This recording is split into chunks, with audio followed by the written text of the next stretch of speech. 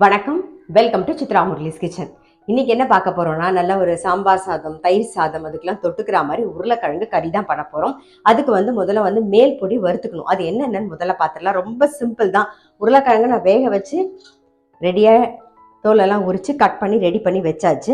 So இதை முதல்ல வறுத்துக்க வேண்டியதை பார்த்துடலாம். நம்ம 1 டீஸ்பூன் மிளகு, நான் கொஞ்சமாக வறுக்கிறதுனால மொத்தமாக வறுத்துக்கலாம். 1 டீஸ்பூன் சீரகம், 1 டீஸ்பூன் சோம்பு.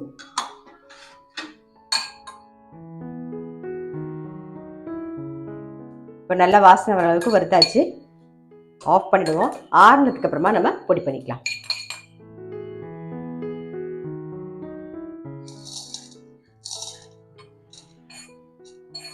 இந்த மாதிரி பொடி பண்ணிக்கணும். கொஞ்சம் கோர்ஸா, ரொம்ப நைஸா இல்லாம பொடி பண்ணியாச்சு.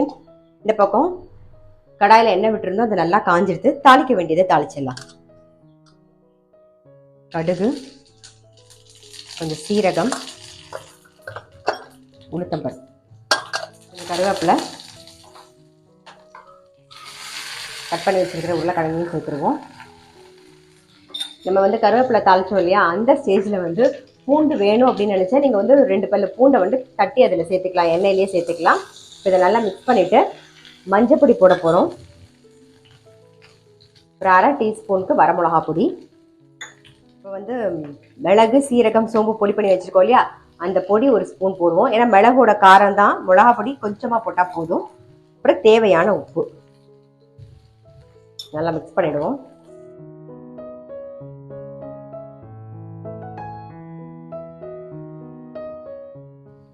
கொஞ்சம் பெருங்காய பொடி சேர்த்துக்கலாம். அவ்வளோதான், நம்மளுடைய உருளைக்கிழங்கு கறி ரெடி. ஆஃப் பண்ணிடலாம். ரொம்ப ரொம்ப சிம்பிள் தான். அந்த மிளகு, சீரகம், சோம்பு இதை மட்டும் தனித்தனியாக வறுத்துட்டு பொடி பண்ணிவிட்டு அந்த பொடியை மட்டும் சேருங்க. வரமிளகா பொடி சும்மா துளிவுன்னு ஒரு 1/2 டீஸ்பூனுக்கு சேர்த்தா போதும். அந்த மிளகோட காரம் தான் இருக்கணும். ரொம்ப ரொம்ப டேஸ்ட்டாக இருக்கும். நல்ல ஒரு சாம்பார் சாதம், நல்ல தயிர் சாதத்துக்குலாம் தொட்டு சாப்பிட்டீங்கன்னு வச்சுக்கோங்க, அவ்வளோ நல்லாயிருக்கும்.